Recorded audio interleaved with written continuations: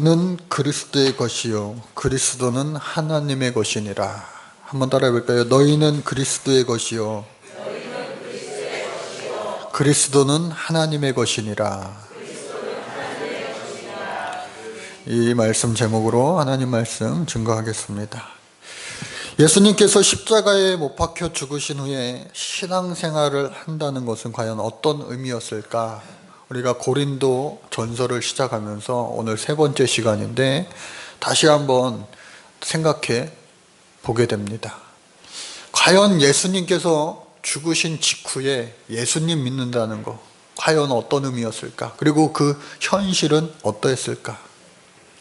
예수님이 공생애를 시작하시고 약 3년 반 동안 많은 기적을 행하셨습니다. 병든 사람들을 고치시고 또 많은 교훈을 주시고 또 많은 이 영혼에 갈급한 자들을 치유해 주시고 하여간에 많은 일들이 하나님의 역사 가운데 나타났어요. 그것을 보고 경험하고 함께한 자들은 예수님을 다 영접했죠. 그런데 문제는 뭐냐?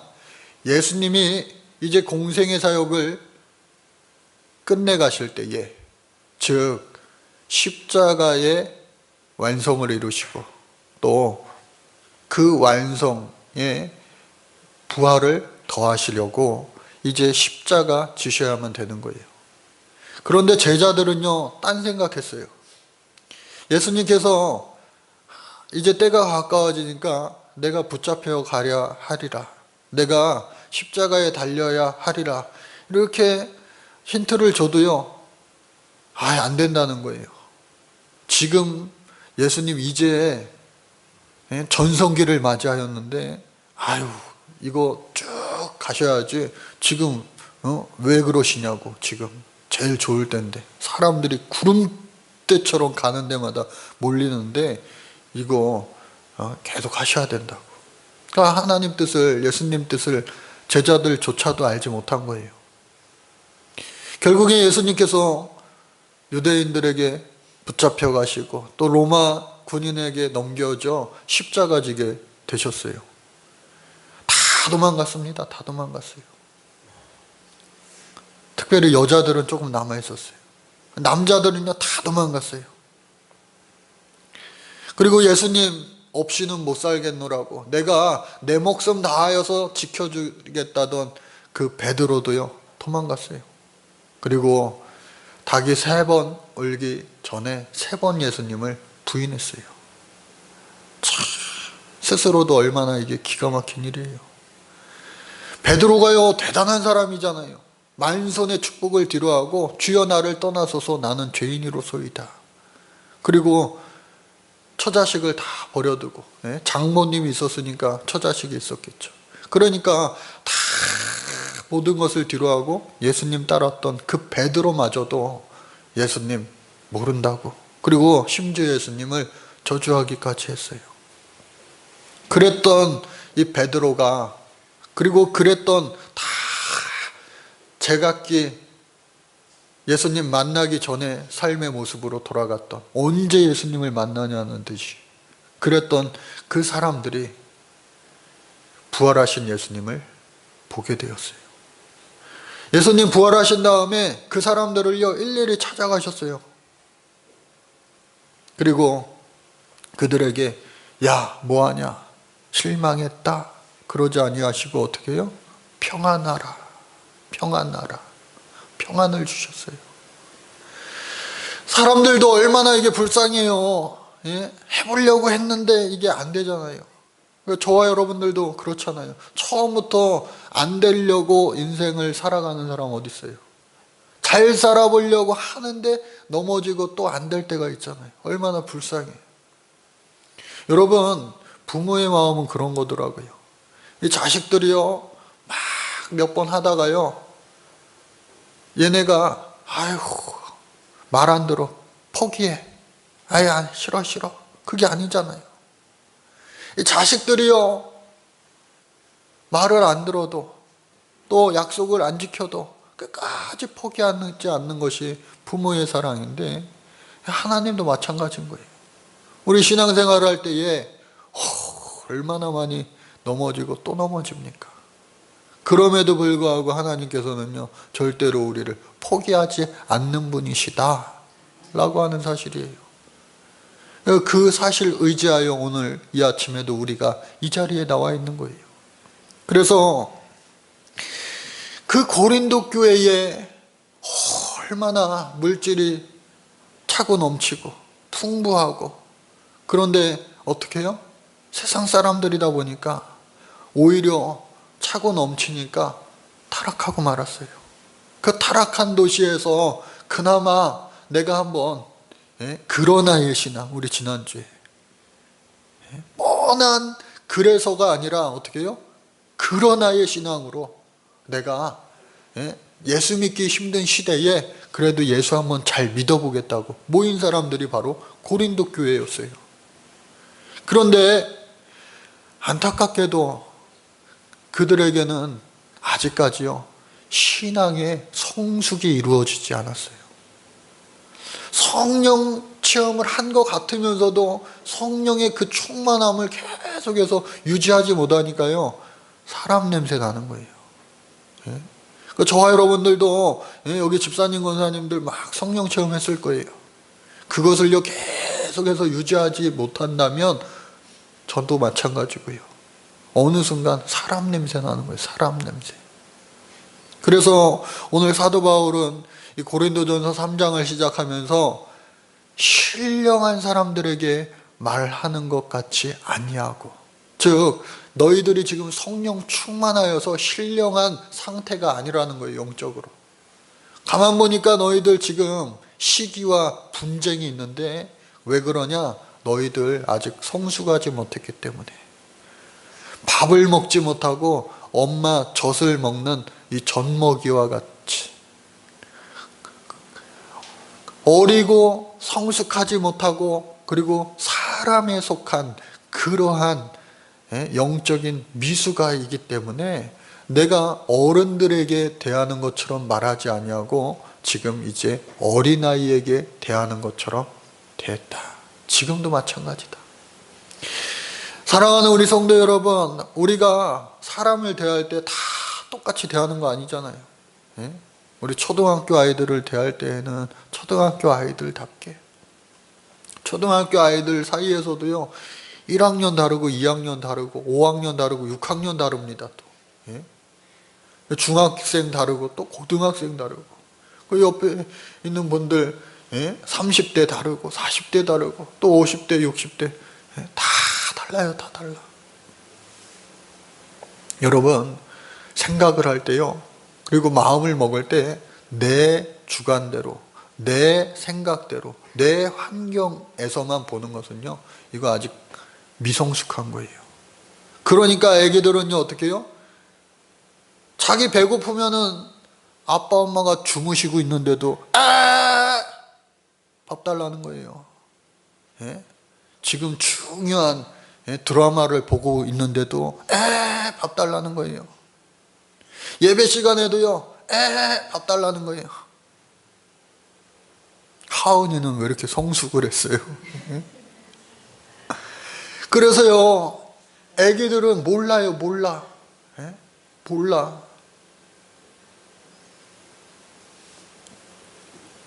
그러나 어른들도 마찬가지. 속 빈 사람이 있어요. 속 빈 사람. 속이 꽉 찬 사람이 있는가 반면에 속이 빈 사람이 있어요. 그런데 영적으로도 마찬가지다라고 하는 거예요. 지금 고린도 교회의 가장 큰 문제는 뭐냐? 바로 집단을 이루어서, 당을 이루어서 지금 서로 분쟁하고 시기하고 질투하고 막 싸우고 있는 거예요. 아니, 싸우려면은 나가서 싸우지. 아니, 나가서도 싸우지 말아야죠. 아니, 고린도 그 곳에서 그냥 먹고 마시고 내 맘대로 살면은 그렇게 좋은 그곳에서 그래도 내가 예수 한번 잘 믿어보고 하나님 뜻대로 살아보겠다고 하는 사람들이 모여가지고 교회에 들어와서 하나님을 예배하고 성령 충만하여서 이야 난 이제 정말로 작은 예수가 될 거야 했던 사람들이 충만함을 유지하지 못하니까 어떻게 해요? 아우, 이제 막 서로 사람으로 보이는 거예요. 사람으로. 예? 그러니까 막 다투고, 예? 싸우고, 나는 바울파야, 나는 아볼로파야. 예? 바울이 그곳에 복음의 씨를 뿌렸습니다. 그리고 바울이 그것을 떠나갔을 때에 아볼로가 목회했어요.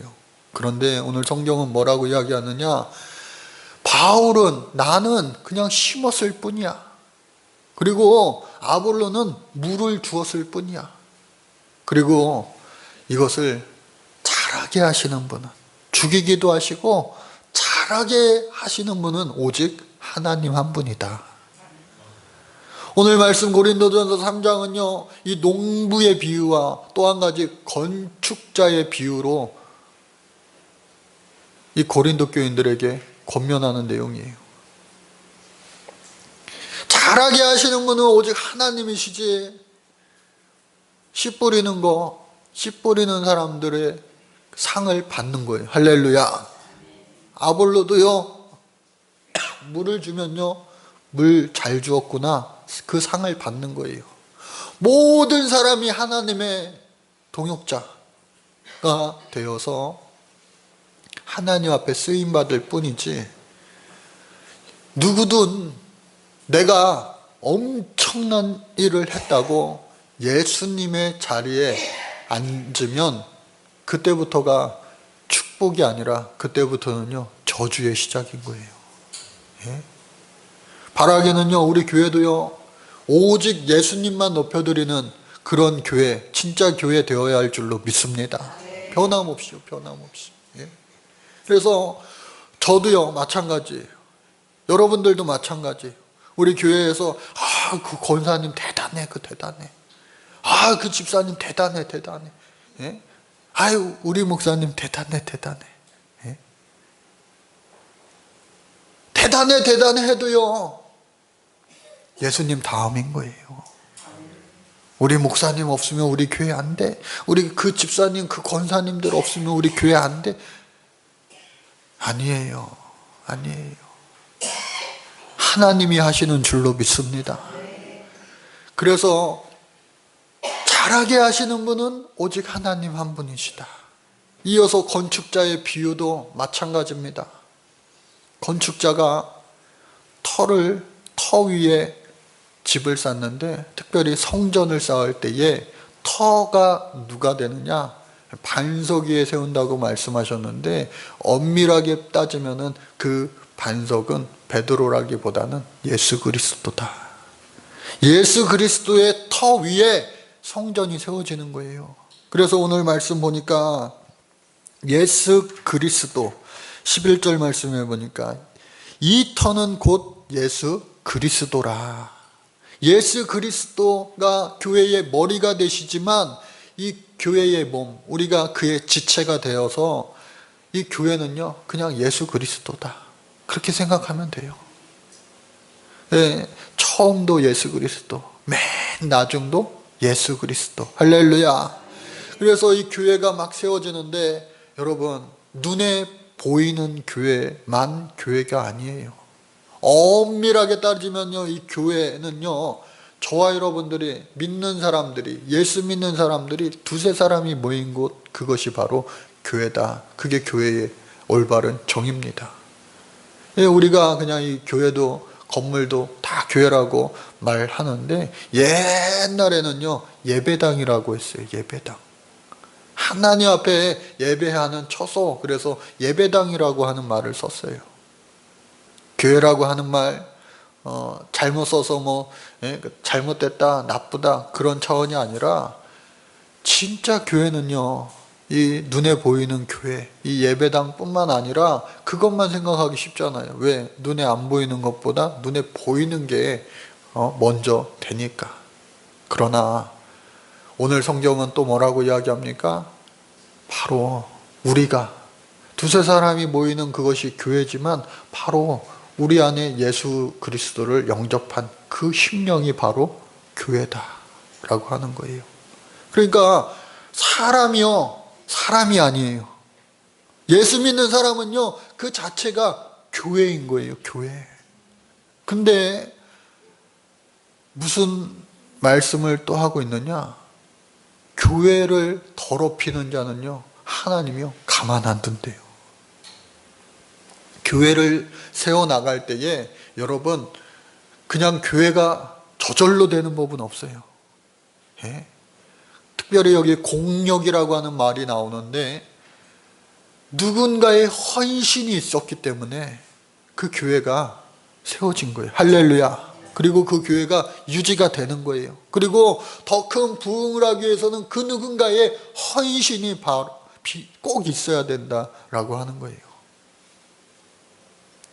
그래서 어떤 사람은요, 그 공력을 할 때에, 그 집을 세워갈 때에, 오늘 성경 보니까 금과 은과 보석으로 세우는 사람이 있어요.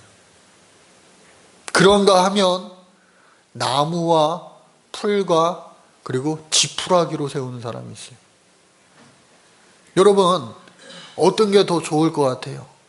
금과 은과 보석, 그리고 또 어떻게 해요? 나무와 풀과 지푸라기. 요즘에도요, 나무 비싼 거 얼마나 비쌉니까? 원목 같은 거 막 좋은 나무. 근데 여기서 말하고자 하는 것은 뭐냐? 비싼 거를 하나님은 좋아하시고 싼 거는 안 좋아하신다? 그런 의미가 아닌 거예요. 믿는 사람들은요, 예수 믿는 사람들은요, 시험을 당하는 거예요. 예수님도 시험 당하셨던 것처럼 예수 믿는 사람들은요, 시험 당하게 돼 있어요. 우리 학생들이나 어른들이나 나 예수 믿고 나서요, 시험 한 번도 안 당했어요 하면요, 그거는요, 예수를 잘못 믿는 거예요. 예수 믿으면요, 시험 당하게 되어 있어요.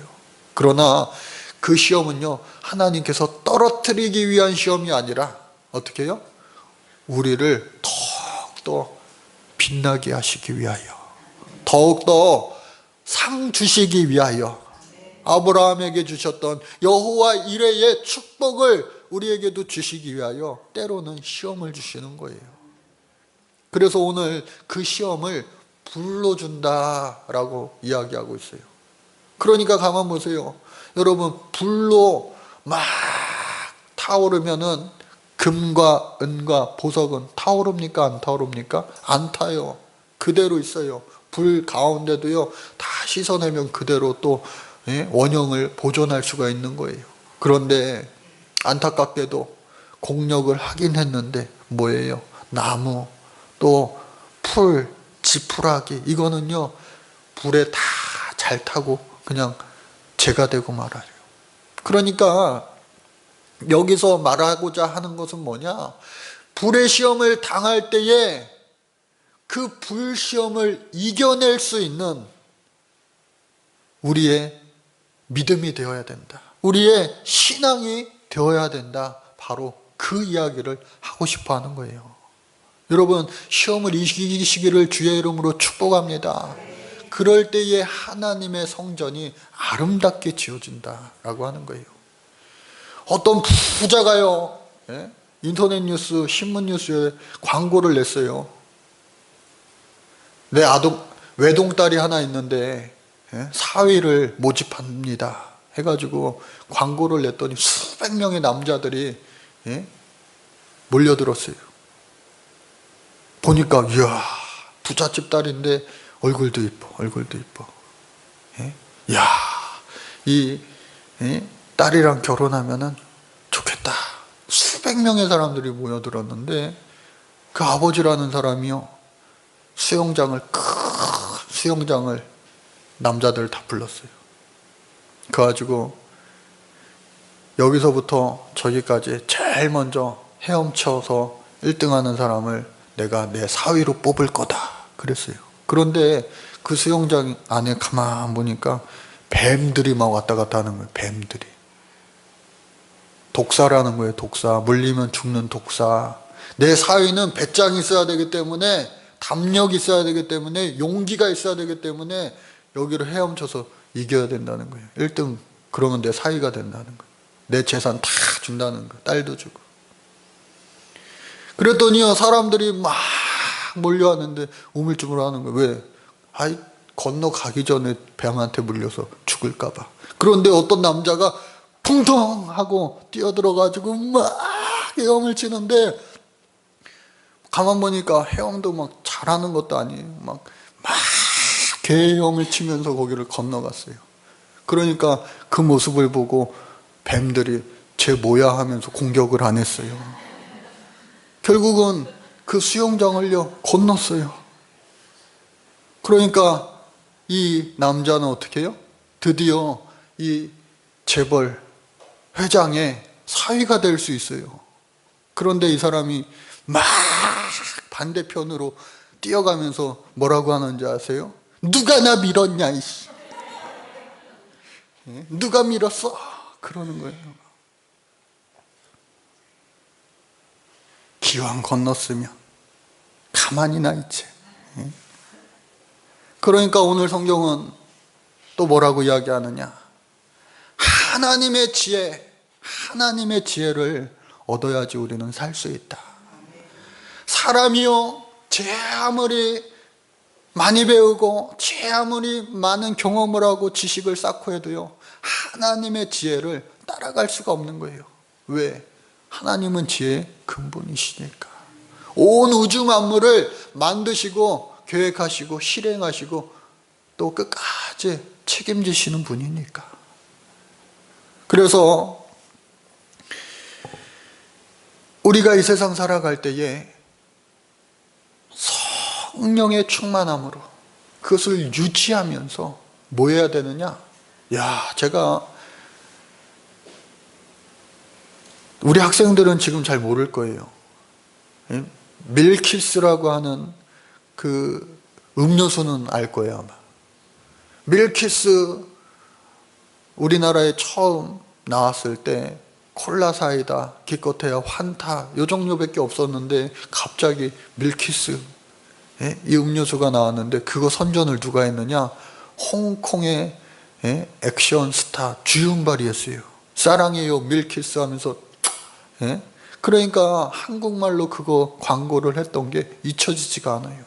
그런데 그분도 이제 나이를 많이 먹었는데 그래도 아직 건강한데, 그 사람이 이번에 영화를 또 하면서 화제가 된 기사가 뭐냐?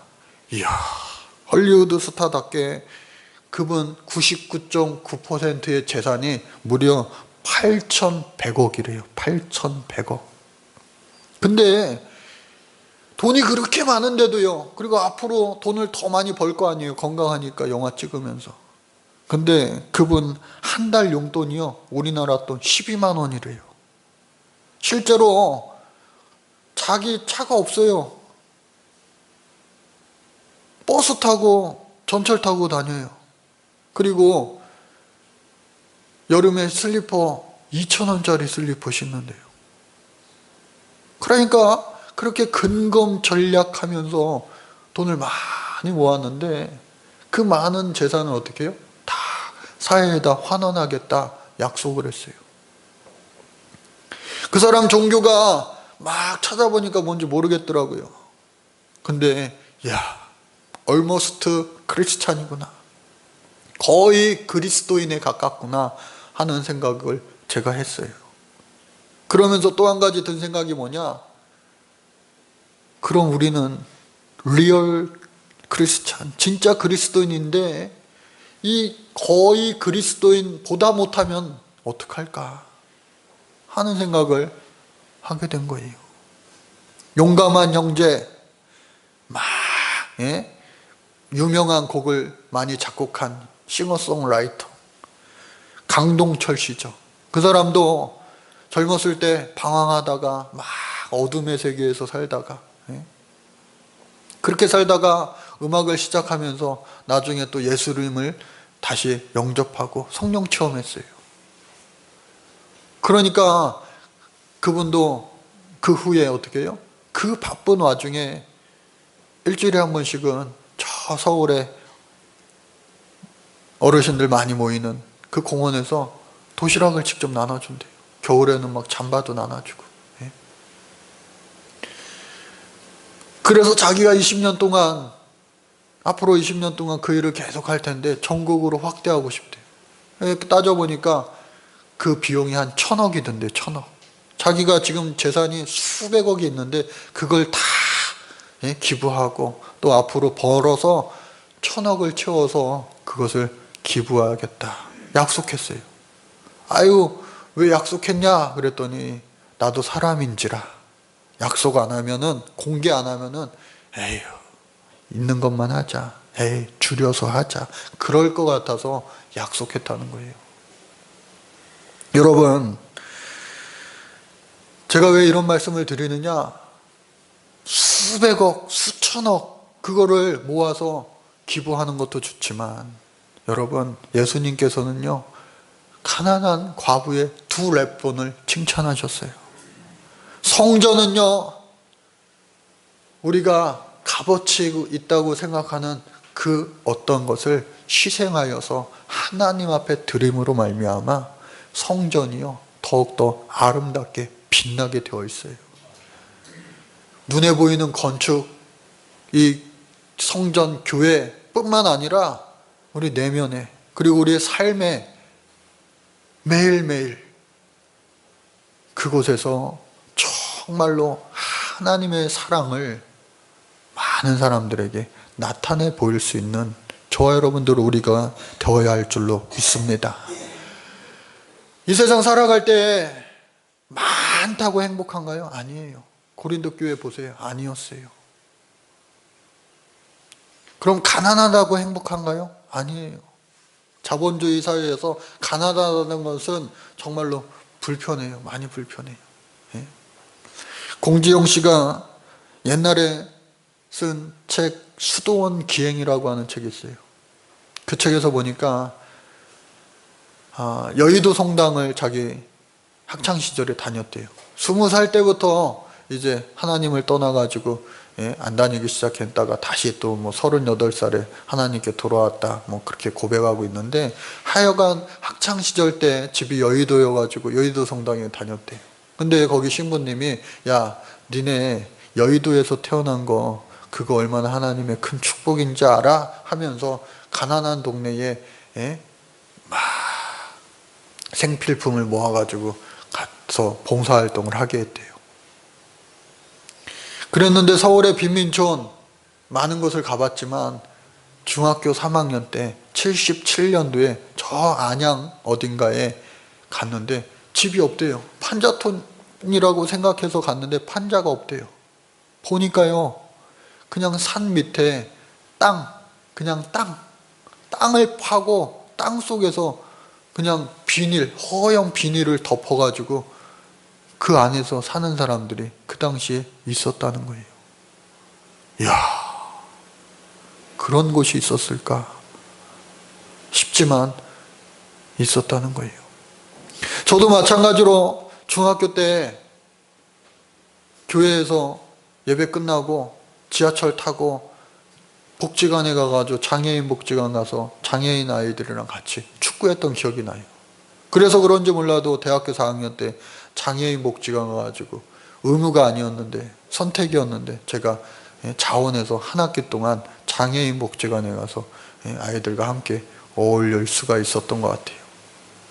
그런데 이 작가분은 어렸을 때에 보육원, 고아원이죠. 부모 없는 그 아이들이 자라는 곳에 갔었대요.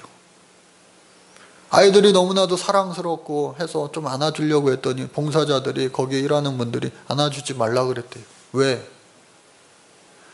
손 타면 한 번 안아주면은 계속 안아줘야 된다고, 그거 감당할 수 없으니까 하지 말라 그랬대요. 안 된다고. 그것을 제가 읽으면서 맞아. 저도 어린아이들 2명을 이제 키워본 아빠로서 많이 안아주지 못했다. 저 증인이 있기 때문에 제가 많이 안아주지는 못했지만 그래도 사랑으로 안아주잖아요. 아빠가 안아주고 엄마가 안아주고 할아버지 할머니 또 교인들이 함께 안아주고 하니까 얼마나 많이 이렇게 안김을 당했어요. 태어난 아이들이요 어른들로부터 안김을 당하려고 그래요. 왜? 사랑받기 위해 태어난 존재니까. 그런데 전 그 글을 읽으면서 너무나 마음이 아팠던 거예요. 사랑받고 싶어 해서 안기고 싶어 하는 그 아이들을 안아주지 말라는 거예요. 왜? 그 사랑을 다 줄 수 없으니까.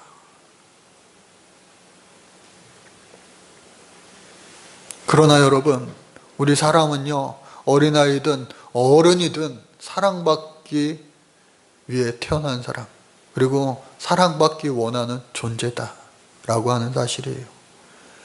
하나님 품에 안기시기를 주의 이름으로 축복합니다.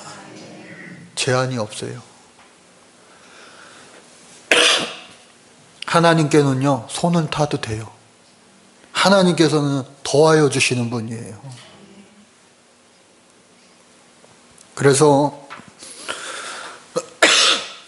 그 책에 보니까 프랑스에 있는 아르쟁탱 베네딕트 여자 봉쇄 수도원을 이분이 갔어요.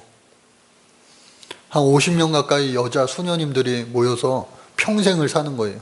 죽기 전에는 바깥으로 못 나와요. 하루 8번 기도하고 예배 참석하고 또 계속 노냐 아니냐 아니에요. 밥을 직접 하고요. 설거지도 하고요. 빨래도 하고 청소도 하고 농사도 짓고 얼마나 바쁘게 돌아가는지 몰라요.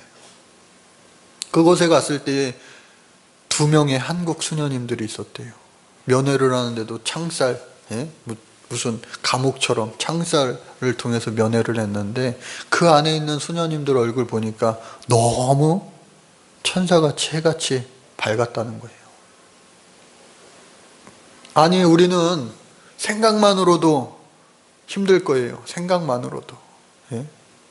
그러나 그 안에서 하나님 앞에 계속해서 예배하고 하니까 기쁨의 얼굴이 되었다고 하는 거예요. 그 한국 수녀님은요, 거기서 설거지 담당이래요. 설거지 담당. 겨울이었는데 뜨거운 물이 나오지 않으니까 그 많은 사람들 설거지 하니까 이 손이요 퉁퉁 부었대요. 그런데도 얼굴은 어떻게 해요? 행복한 거예요. 기쁘는 거예요. 감사한 거예요. 왜 그런가? 설거지를 하면서 또 우리 수녀님들 맛있게 먹었구나, 답이었구나 하면서 기쁨과 감사가 이 속 안에서부터 올라오니까. 그러니까 저와 여러분들도 마찬가지인 거예요. 오늘 말씀, 마지막 말씀 23절, 이것이 오늘 말씀의 제목으로 제가 삼아봤는데요. 너희는 그리스도의 것이요 그리스도는 하나님의 것이라. 우리 옆에 있는 사람이요, 너희는 그리스도의 것이요. 옆에 있는 사람 모두가 그리스도의 것인 거예요. 그리고 그리스도의 것은 하나님의 것이라. 그런데 어떻게 우리가 옆에 있는 사람을 함부로 할 수가 있겠냐고요. 왜? 그리스도의 것인데, 하나님의 것인데. 얼마나 존귀한 사람들이라고요.